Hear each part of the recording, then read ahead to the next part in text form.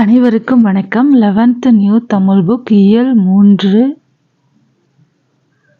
உரைநடை உலகம் மலை இடப்பெயர்கள் ஓர் ஆய்வு. ஆர். பாலகிருஷ்ணன். ப. மலை மனித சமூகத்தின் ஆதி நிலமாகும். தமிழ் அகத்திய திணையியல் மலையும் மலை சார்ந்த பகுதியையும் குறிஞ்சி என்று குறிக்கும். குறிஞ்சி நிலம் சார்ந்த சங்க பாடல்கள் மலையோடு இயைந்த தமிழர்தம் சீரிய வாழ்வினை பேசின. மலை குன்றுகளின் பெயர்கள் குறித்த ஆய்வை ஓராலஜி என்ற கலைச்சொல்லால் அழைப்பர். தமிழர் வாழ்வில் மலைகள் பெரும் சிறப்பு குறிப்பிடத்தக்கது.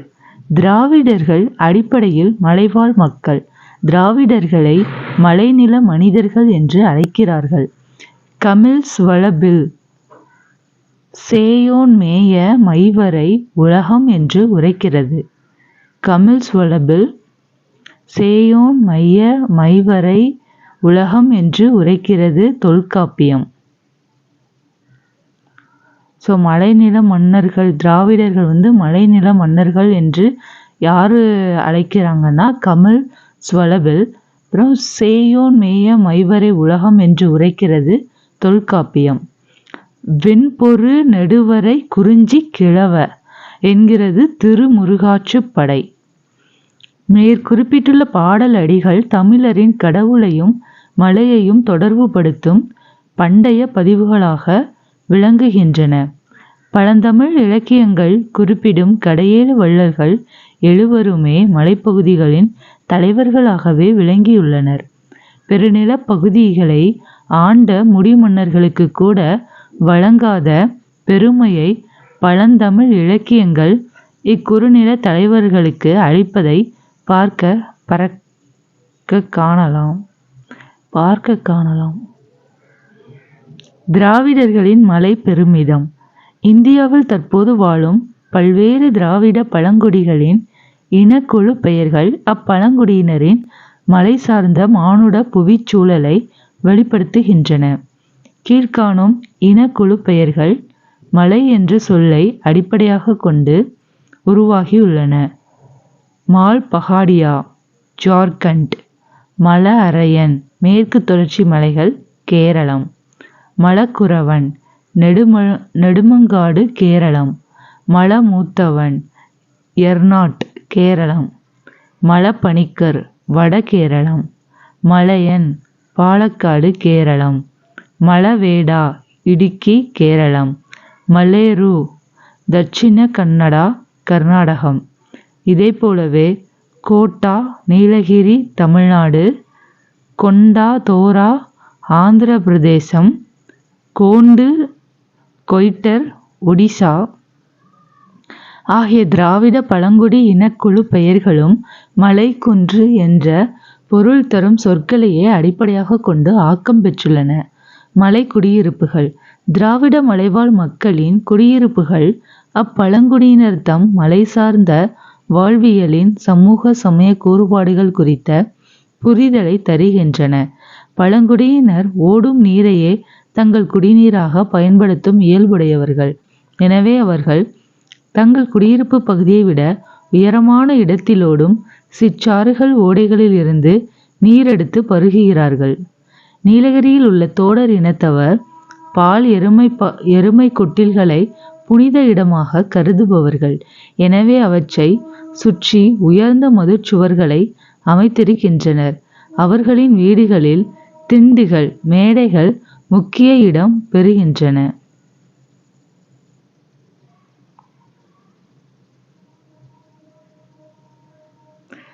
குறும்பர் மொழியில் தாழ்வாரத்தை குறிக்கும் மெட்டு என்ற சொல் அதன் உயரமான மேடான அமைப்பை விளக்குகின்றது.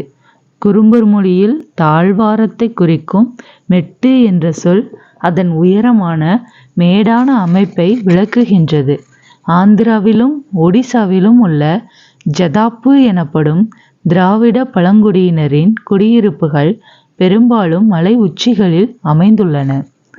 பழங்குடி தலைவரின் வீடு மற்ற வீடுகளை விட உயரமான இடத்தில் அமைந்துள்ளது. உயரமான மேடை, திண்ணை, சுற்றுச்சுவர்கள், மேலாடை, நீர் ஆகியவை திராவிட பழங்குடியினரின் வாழ்விட வடிவமைப்பிலும் வாழ்வியலிலும் உயரமான இடங்கள் செலுத்தும் தாக்கத்தை காட்டுகின்றன. வடமேற்கு பகுதிகளில் திராவிட மலைப்பெயர்கள். திராவிட சொல்லான மலை என்பது சமஸ்கிருத மொழியில் மலைய என்று வழங்கப்படுகிறது. பாண்டிய மன்னன் ஒருவன் மலையத்துவஜ என்று அழைக்கப்பட்டான் என்பதும் மலைய என்ற சொல்லின் திராவிட தொடர்புக்கு அரண் சேர்க்கிறது. மேலும் வடமொழியில் மலைய என்ற சொல் மலபாருக்கு மேற்கே உள்ள மலைகளையே குறிக்கிறது. தமிழில் குறிஞ்சி நிலம் தொடர்பான சொற்களில் மலை என்பது உயரமானது என்றும் குன்று என்பது உயரம் குறைவானது என்றும் பொருள்படுவனவாகும். மலை, குன்று என்னும் இரண்டு சொல்லாட்சிகளும் வெளிக்கொணரும் உயர வேறுபாட்டை வடமேற்கு பகுதிகளில் பயன்படுத்தப்பட்டிருக்கும் மலை சார்ந்த இடப்பெயர்கள் உறுதி செய்வது வியப்பளிக்கின்றது. இதைப்போலவே தமிழ் மொழியில் வரை என்ற சொல் கோடு, மலை, சிகரம், விளிம்பு, கரை, எல்லை, நுனி போன்ற பொருட்களில் பயன்படுத்தப்படுகின்றன. தமிழ் மொழியில் வரை என்ற சொல் கோடு, மலை, சிகரம், விளிம்பு, கரை, எல்லை, நுனி போன்ற பொருட்களில் பயன்படுத்தப்படுகின்றது. நுனி முதல் அடி வரை மற்றும் அடி முதல் நுனி வரை என்ற தொடர்களில் வரை என்ற சொல் விளிம்பு என்ற பொருளில் பயன்படுத்தப்பட்டுள்ளது. திராவிட நிலப்பகுதியின் மலை தொடர்பான சொற்கள் சிந்துவெளி பண்பாட்டு நிலப்பகுதிகளில் தற்செயலாக வழங்கப்படவில்லை. அவை காரணம் கருதியே வழங்கப்பட்டன. சிந்துவெளி மற்றும் திராவிட மலைவாழ் மக்கள் அன்றாடம் புழங்கும் சொற்களில் காணப்படும் இத்தொடர்ச்சி சிந்திக்கத்தக்கது. இந்தியாவின் வடக்கு, மேற்கு, கிழக்கு மாநில இடப்பெயர்களில் திராவிட இடச்சொற்களின் நேரடி தொடர்பு இன்று வரை நீடிப்பதை கீழேயுள்ள அட்டவணை உறுதிப்படுத்தும். திராவிட சொற்கள். மாநிலம், மாவட்டம். மலை உத்தரகாண்ட், சமோலி. ஜார்க்கண்ட், கும்லா. உத்தரப்பிரதேசம் ஜவுன்பூர். வரை குஜராத், வல்சட். மகாராஷ்டிரா தானே. ஹிமாச்சல பிரதேசம் காங்க்ரா. மலா. பஞ்சாப் ஜலந்தர். ராஜஸ்தான் அஜ்மீர்.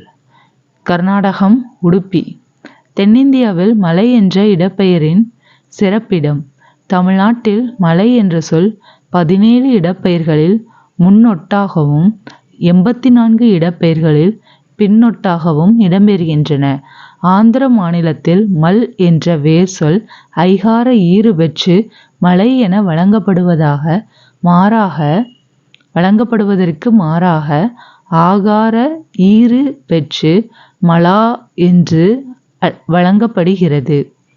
கர்நாடகத்தில் மலை என்ற வடிவம் தோணிமலை என்னும் இடப்பெயரில் ஒரே ஒரு முறை பயன்படுத்தப்படுகிறது. மலையை குறிக்கும் மற்றொரு சொல்லான மலே 15 இடப்பெயர்களில் இடம்பெறுகிறது. கேரள மாநிலத்தில் 10 மலை விகுதி இடப்பெயர்கள் உள்ளன. மேற்சொன்ன மலை, மலா, மலே எனப்படும் சொற்கள் தென்னிந்தியாவின் எந்த ஒரு மாநிலத்திலும் முன்னொட்டாகவோ பின்னொட்டாகவோ வருகின்றனவே அன்றி தனிச்சொல்லாக வழங்கப்படவில்லை. தமிழ் மொழியில் கோட்டை என்ற சொல் காவல் மிகுந்த காப்பரண் கொண்ட மதில் சுவர்களால் சூழப்பட்ட கட்டமைப்பை குறிக்கிறது. திராவிட வேர்ச்சொல் அகராதி கோட்டை என்ற சொல்லோடு தொடர்புடைய பல்வேறு திராவிட மொழி சொற்களை கீழ்வருமாறு பட்டியலிடுகிறது. தமிழ் கோட்டை, கோடு. மலையாளம் கோட்ட, கோடு. கன்னடம் கோட்டே, கோண்டே. தெலுங்கு கோட்ட. துளு கோட்டே. தோடா, குவாட். இவ்வாறு எழுத்து வழக்கு கொண்ட திராவிட மொழிகளில் மட்டுமல்லாமல் திராவிட பழங்குடி மொழிகளிலும் கூட கோட்டை என்ற சொல்லாக்கத்தின் வேர்களை இனங்காண முடிகிறது. இந்தியாவில் கோட்டை என்று முடியும் 248 இடப்பெயர்களும் தமிழ்நாட்டில்தான் உள்ளன என்பது குறிப்பிடத்தக்கது. இச்சொல் செயற்கையான காப்பரன்களான கோட்டைகளை கட்டி எழுப்பிய நகர நாகரிகத்தின் பின்னணியில் தோன்றியது என்பதை விட அதற்கும் தொன்மையான மலை சார்ந்த வாழ்வியல் சூழலில் உருப்பெற்றிருக்கும் என்பதுதான் உண்மையாக தோன்றுகிறது. ஏனெனில் கோடு என்ற தமிழ் சொல்லுக்கு மலை உச்சி, சிகரம், மலை என்ற பொருளோடு வல்லரண், கோட்டை என்ற பொருட்களும் உண்டு. மலையரண், காட்டரண் போன்ற இயற்கை அரண்கள் மதில் சுவர்களால் அமைந்த செயற்கையான கோட்டைகளை விடவும் தொன்மையானவை. இதை போலவே கோடை என்னும் தமிழ் சொல் மலை என்னும் பொருளில் வழங்குவதையும் இங்கே கவனத்தில் கொள்ள வேண்டும். கொற்கை வஞ்சி தொண்டி வளாகம் KVT காம்ப்ளெக்ஸ். கொற்கை வஞ்சி தொண்டி KVT காம்ப்ளெக்ஸ். சிந்துவெளியில் இன்றும் தமிழ் ஊர் பெயர்கள். ஆப்கானிஸ்தானில் பார்த்தீங்கன்னா கொற்கை, சேரன், பொதினே, போர்த்தமிழ். ஆப்கானிஸ்தான், பாகிஸ்தான் இங்கே எல்லாமே தமிழ் பேர் தான் விட்டுருக்காங்க. அதுலேயும் கொற்கை, தோன்றி,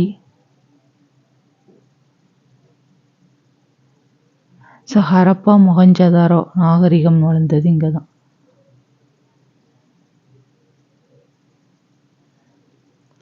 கொற்கை வஞ்சி தொண்டி என்னும் ஊர் பெயர்கள் பழந்தமிழர்களின் அரசியல், பொருளியல் மற்றும் பண்பாட்டு உருவாக்கத்தின் விளைவாக உருவானவை. சங்க இலக்கியம் காட்டும் பழந்தமிழ் சமூகத்திற்கு கொற்கை, வஞ்சி, தொண்டி ஆகிய பெயர்கள் ஆணிவேர் அடையாளங்கள் ஆகும். இப்பெயர்களில் ஒன்றை கூட வடமொழி இலக்கியங்கள் பதிவு செய்யவில்லை. சங்ககால தமிழ் மன்னர்களின் குறுநில தலைவர்களின் தலைநகரங்கள், துறைமுகங்கள், போர்க்களங்கள் ஆகியவற்றின் பெயர்களோடு வடமேற்கு பகுதியில் உள்ள ஊர் பெயர்கள் பொருந்தி போகின்றன. கொற்கை வஞ்சி தொண்டி வளாகம் KVT காம்ப்ளெக்ஸ் காட்டும் பொதுத்தன்மைகள் மிக முக்கியமானவை. இவை கடந்த கால வரலாற்றிற்கான அடையாள சின்னங்கள்.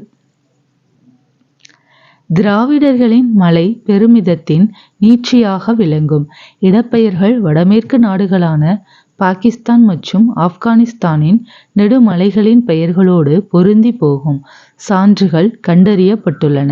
இச்சான்றுகள் அப்பகுதிகளில் திராவிடர்கள் வாழ்ந்ததற்கான அடையாளங்களை உறுதி செய்வதோடு மலை இடப்பெயர் ஆய்வுகளின் இன்றைய வளர்ச்சி போக்கினை வெளிப்படுத்துவனவாகவும் அமைந்துள்ளன.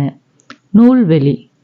இந்தியவியல் மற்றும் திராவிடவியல் ஆய்வாளரான பாலகிருஷ்ணன் ப. 28 ஆண்டுகளாக இடப்பெயர் ஆய்வில் ஈடுபட்டு வருகிறார். வடமேற்கு இந்தியாவில் இன்று வரை வழக்கில் உள்ள கொற்கை வஞ்சி தொண்டி வளாகத்தை ஆய்வுலகின் கவனத்திற்கு கொண்டு வந்தவர். தினமணி நாளிதழில் துணையாசிரியராகவும் கணையாழி இலக்கிய இதழின் ஆலோசகர் குழுவிலும் தீவிர பங்காற்றி இருக்கிறார். அன்புள்ள அம்மா, சிறகுக்குள் வானம் உள்ளிட்டவை இவர்தம் நூல்கள். 1984 ஆண்டு இந்திய ஆட்சிப்பணி தேர்வை முதலாக முழுவதுமாக தமிழிலேயே எழுதி முதல் முயற்சியிலேயே தேர்ச்சி பெற்றவர்.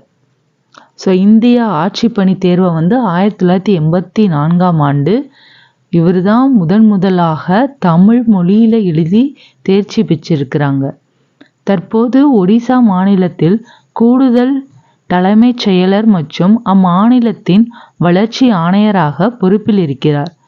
இவர் இப்போ எங்கே இருக்காங்கன்னா ஒடிசா மாநிலத்தில் கூடுதல் தலைமைச் செயலர் மற்றும் அம்மாநிலத்தோட வளர்ச்சி ஆணையராக பொறுப்பில் இருக்கிறார். பாடப்பகுதி சிந்துவெளி பண்பாட்டின் திராவிட அடித்தளம் என்னும் இவரது நூலிலிருந்து எடுக்கப்பட்டது. பாலகிருஷ்ணன் 1984 ஆண்டு இந்திய ஆட்சிப்பணி தேர்வை முதலாக முழுவதுமாக தமிழிலேயே எழுதி முதல் முயற்சியிலேயே தேர்ச்சி பெற்றவர். நன்றி.